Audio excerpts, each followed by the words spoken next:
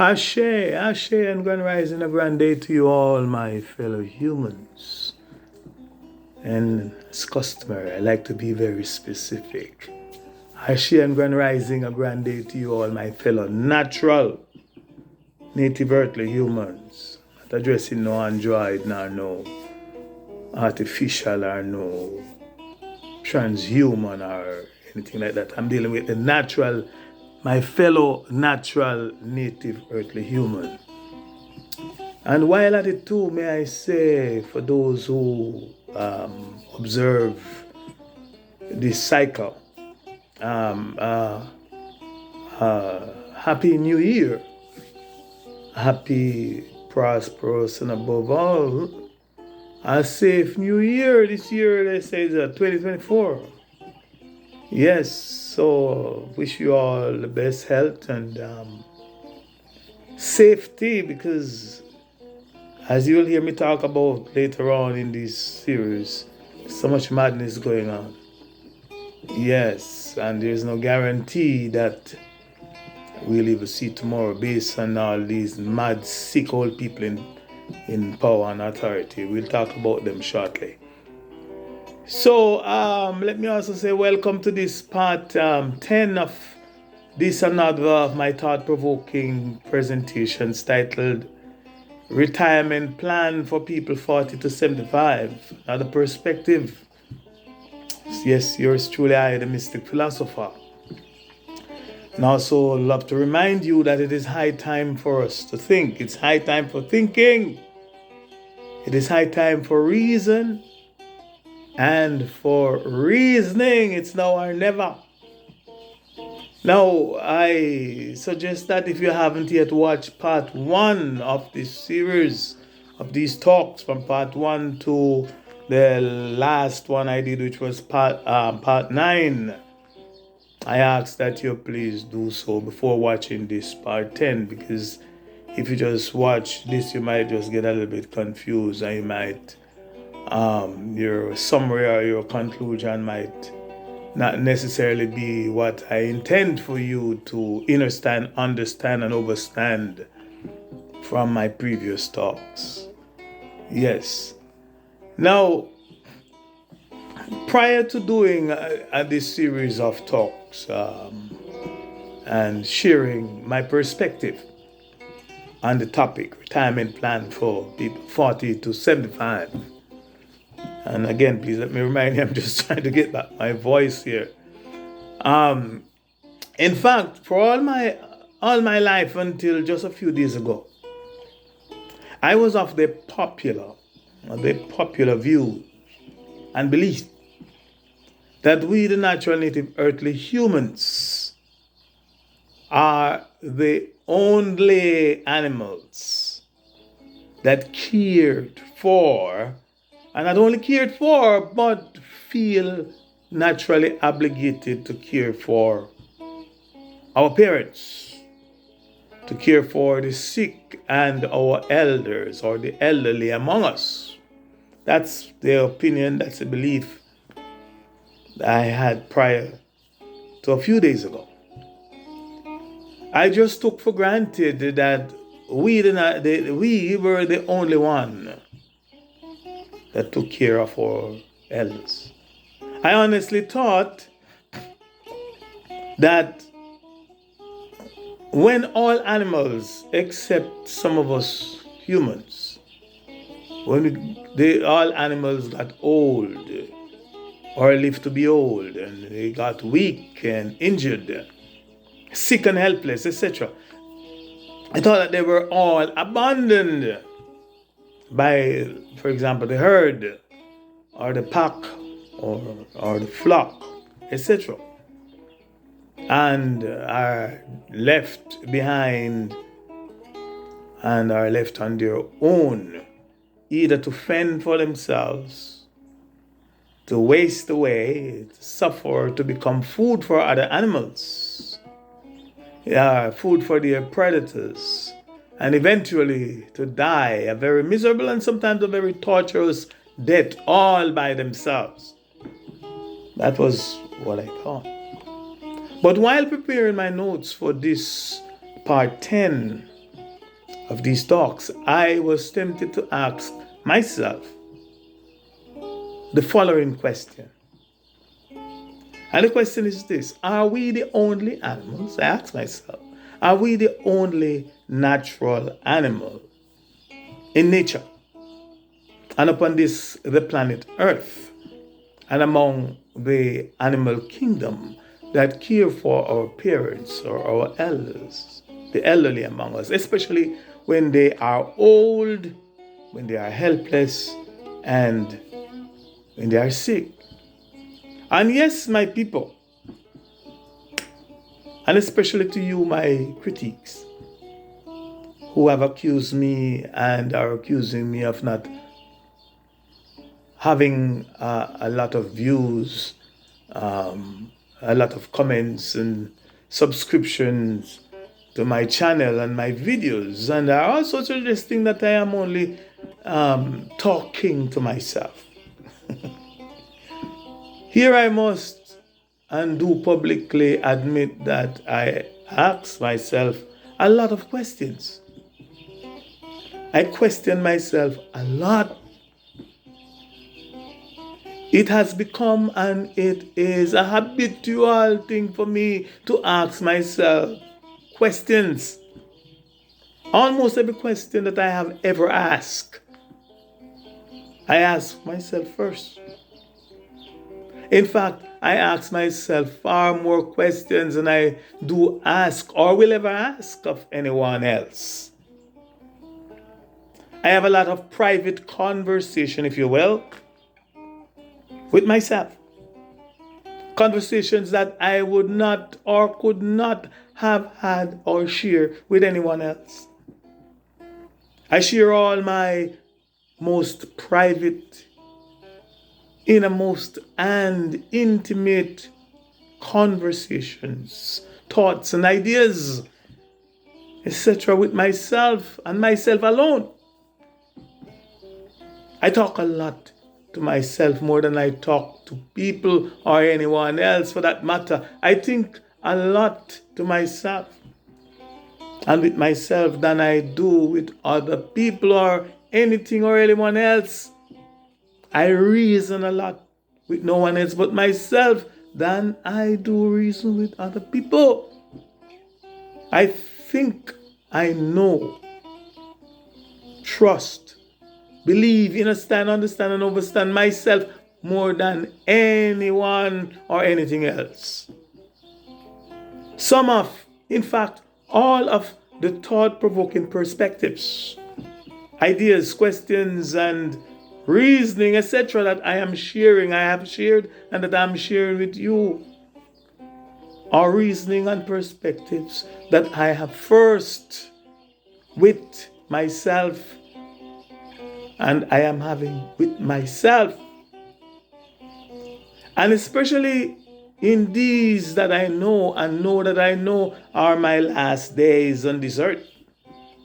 In this form, at least in this form, or on this side of what we call reality.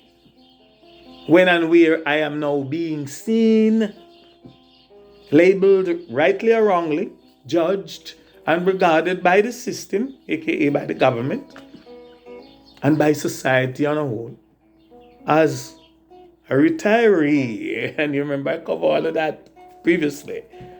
As a retiree, I've been seen as a senior citizen. And where I am now considered by many, especially by youths, a lot of youths, aka the younger generations, a lot of them, that are now fortunate to be where I once was while on my journey here to where I am now. And in their prime, they're in their prime. I'm now seen as them as simply old and redundant. As worthless.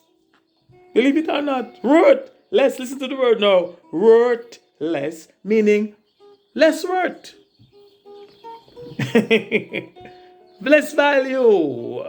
As valueless. That's what the word worthless. Less worth.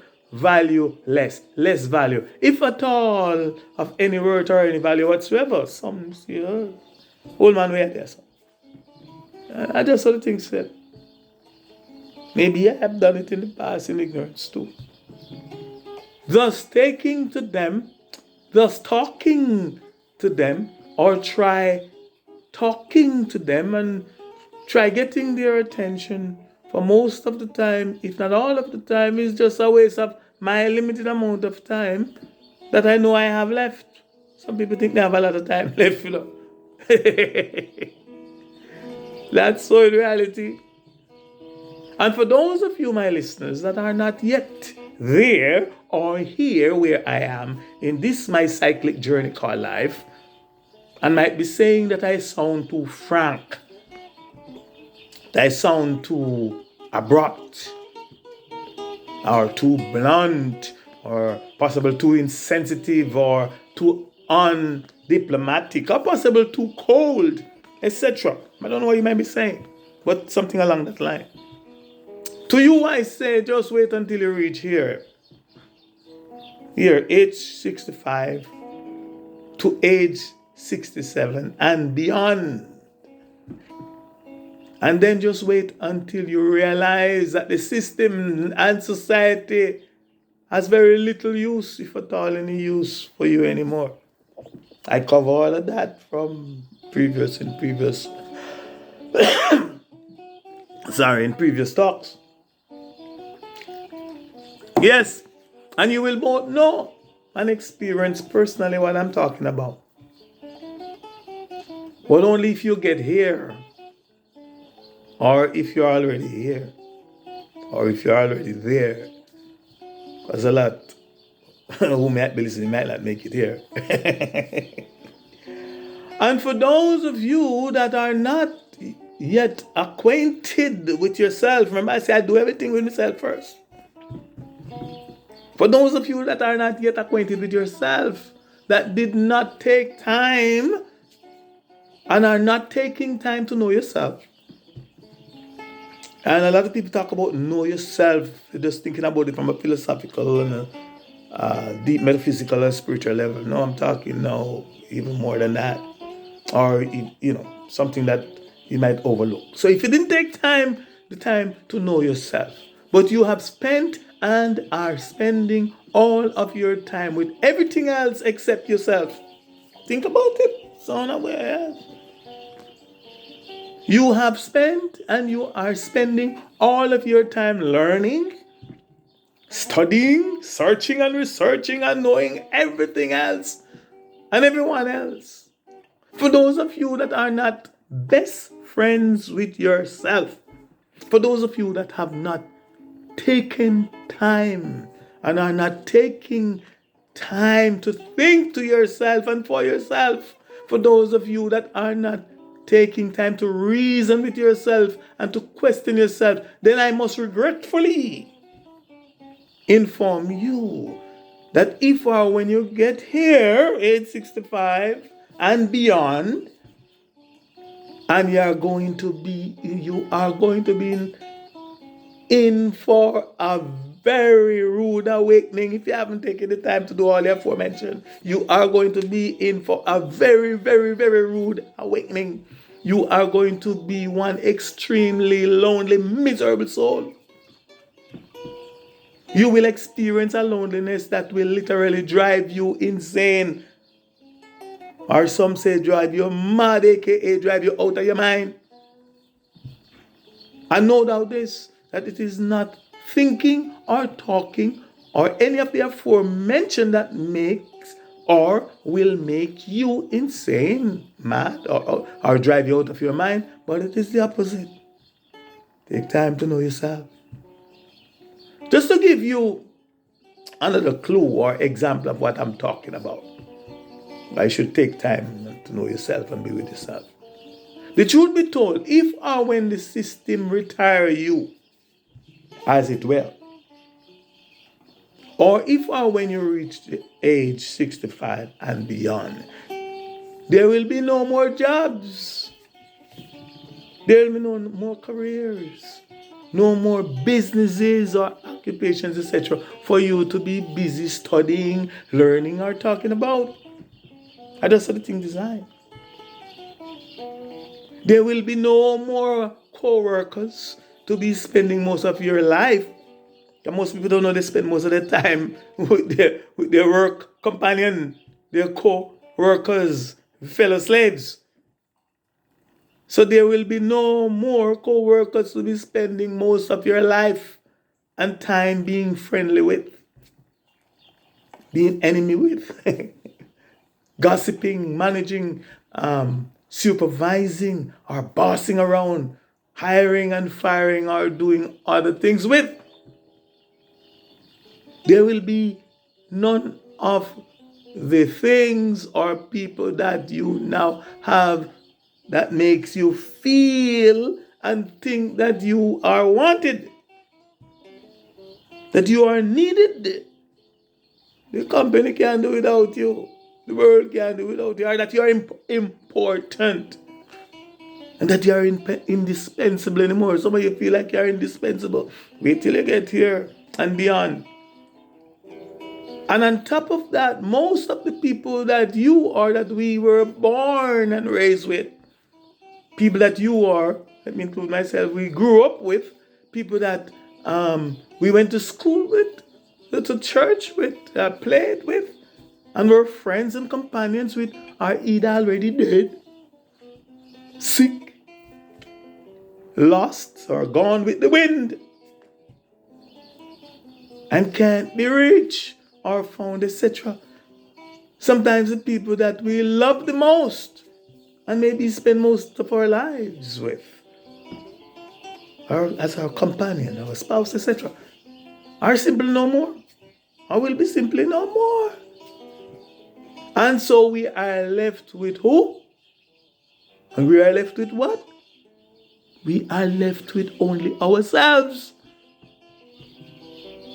who will either be a dead stranger. Sometimes some people realize it may be a dead stranger to us, or a real and true life companion to us. Take time to know yourself. Talk to yourself like I do. And so from my perspective, you better put away your pride now and begin to do what? To know yourself. Not just philosophical talk. Know yourself. Do you know yourself? Because if or when most things are seriously considered, yourself is all you've got. Yourself will always be there. Yourself is the only one that you can trust, know for sure, that will be there. Be it in sickness or in health. I recently visited the hospital to visit a friend in the hospital. And yes, I spent a little time with him. But then he was there alone in his room. And he was left there all alone in his room. With who? Himself. So be it in sickness or in health, be it in good times or bad times. A lot of people are in bad times, so who they have? In jail, in prison, or wherever. Self. Be it for rich or for poor, be it in success or failure, be it in life or in death. Even in the grave, and at the cemetery if you wish to be cremated, or a crematorium. When all your family, your friends, the mourners, sympathizers, and well-wishers sing and mourn your loss and give all the beautiful eulogies and mourn your loss. Once the preacher, if he's a preacher, depends on who conduct anything. Once the preacher, the minister, the conductor, or the funeral director say ash to ash or dust to dust, wherever you are, the only one that will be there with you from there forward is who? Yourself, who could either be a dead stranger or a very good friend. And for your information, and from my perspective, my people, the reason why so many people, all people, especially those that position themselves in position of power and authority, listen carefully now. Religious and political power and authority in the system and in society. The reason why they are afraid of retirement and being put out to pasture like everyone else is because they have not and because they did not take time to do what? To know themselves. Consequently, you will both see and find them, a lot of old people I'm talking about them, that should have retired long, long, long, long ago. But you will see and find them hanging on to power. Hanging on to power, hanging on to position, ruling, controlling, and claiming to be leading other people's lives, especially the lives of young people who are our future. They want to be in control. A lot of old people occupying a lot of space and ruining young people's lives. Some of them can't even walk. Some just walk and fall down. Some of them walk like penguin. And you know why? Because again we get into it. They didn't know themselves and spend time with themselves. They're afraid to be by themselves. The evidence will also show and prove that these are they that are creating mischief. They want to be relevant. These are they that are creating wars. Look at all the wars that is going on right now, and so much old people that are claiming. So them, oh my God, it's embarrassing watching them. Yes, these are they that are there creating what? Mischiefs. Creating wars. These are they that are causing wars, causing death and destruction on the earth. While sending young people, these all half-dead people that are sending young people and people, young youth, and especially poor and innocent young men and women to their death in wars that they, the whole asshole, them have created and are creating. Think about this, look at it. Why? Because they can't, they're afraid of themselves, they can't give up position of power to the youth, who even the very Bible that they gave us said, young men, I call upon you because you're strong, mentally, physically, spiritually, and otherwise, to lead your own life. These all assholes are taking up people's space. And why? All because they didn't take time. All because they didn't take time to know themselves. They don't know themselves, and they are afraid to be alone with who? Not with the helper, not with the guards around them. They are afraid to be with themselves, and thus they are doing everything that is in their powers to appear relevant and important, etc. But I'll have more to say on this at another time. Stay tuned, because you're going to see the difference as I continue to talk about a very particular animal. Stay tuned. We're coming to it. Now, back to where I digress. While preparing my notes for this part 10 of these talks, I was tempted to ask myself the following question. Are we the only animal, the only natural animal in nature and upon the planet Earth and among the animal kingdom that care for our parents or for the elderly or elders, especially when they are old, helpless, and sick, etc.? And I began to think and look deeper and deeper into the question and search for answers. The more I looked and thought about it, and the more I questioned, and the more questions I asked, I began to discover and realize that among the animal kingdom of over 1 million different animal species, we, the natural native earthly humans, are definitely not the only animal that care for each other or our children and our elders. By taking care of or caring for its elders, I mean in all aspects of their elders' lives, including both physically, emotionally, and otherwise, caring, protecting, and providing for them as we do for our young. And though no doubt the record will show and prove that we, the natural native earthly humans, have been taking care of our parents and elders from time immemorial. And the record will also show that there was no need back then for us to legislate laws thereby forcing us to do so. I also learned that there are some animals that do a far much better job at caring for each other than some of us that are called humans, and that we could all learn a lot of great lessons, especially today at this time, as to how to take care or how to care for each other. We could all learn a lot from them. Now, in my search for more evidence and confirmation, I visited a science website called El Payas at english.elpayas.com/science. There I also learned that there are at least 3 other animals that do take care of others in need, even if they are not related. And I quote from the site: some animals take care of others in need, even if they are not related. Great apes, elephants, and dolphins stand out for their altruistic, selfless behaviors, unquote.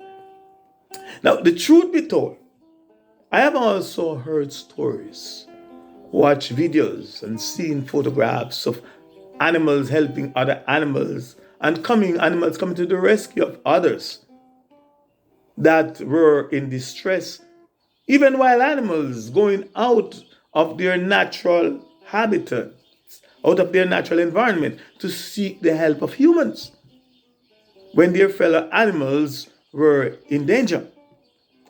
But even though it did startle my mind, and for a moment it did had me thinking and questioning their intelligence, or what may have motivated them to do so, I also just as quickly and conveniently dismissed their actions and their behaviors as some form of anomalies in nature.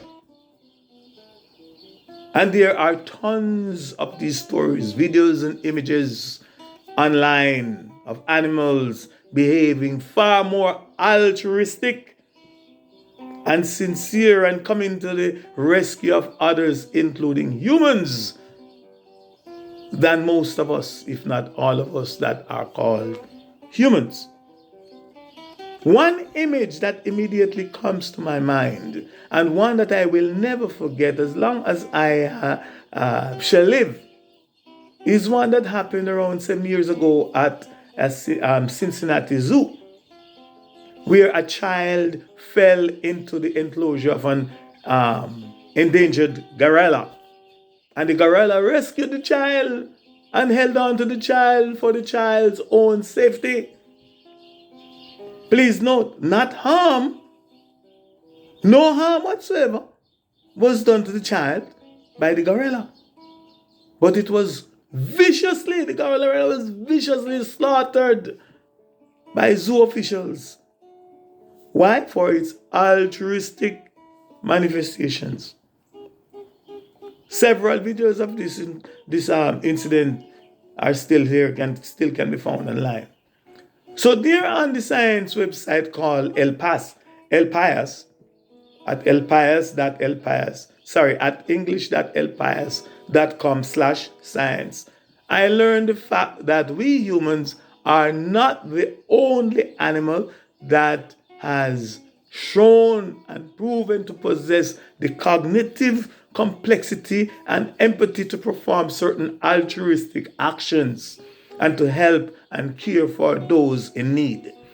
According to the site, again I quote, great apes, elephants, and dolphins stand out for their altruistic, selfless behavior, unquote. However, as it relates to our natural intellect, and if you will, our natural intellectual evolution and sophistication, we, the natural native earthly humans, may or can assume, at least for now, that we are more advanced and sophisticated in the care and protection that we provide for our elders and for our children as well. But more on that at another time. But when it comes to practically and literally caring for, showing honor, love, respect, appreciation, dedication, the real meaning and practical demonstration of the word family, of the word loyalty, maturity, a sense of duty, and learning from their parents or learning from their elders and teaching their young. The animal that, from my perspective, stands out as number one and way above us humans today are wolves. And yes, you did hear me right. Wolves. However, I'm just noticing here again that I've run out of time. I run out of the time allotted for this segment, and thus I will have to end this part 10 here. So I ask that you please join me in part 11 for the continuation of retirement plan for people 40 to 75, another perspective with yours truly, I, the Mystic Philosopher, and where and when I will be talking about the animal called wolves and their relationship with their young, their relationship with their parents, their elders, their environment, and how we humans today can possibly learn a lot from them. As I continue asking the question, can our children, our spouse, or members of our family, close relatives, abandon us and refuse to take care of us when we are old, and especially if or when we are determined by them to be good for nothing, or to value nothing, or to value less? I think that it is going to get even more interesting, if not informative. So please stay tuned. In the meantime and between time, my dear beloved people, in your becoming, because we are becoming something, we are becoming. In your becoming, I will let you be more and much more, and not less, aka bless. No, don't let no one bless you. Be more, for I am the Mystic Philosopher. Ashe, Ashe, Ashe, I say.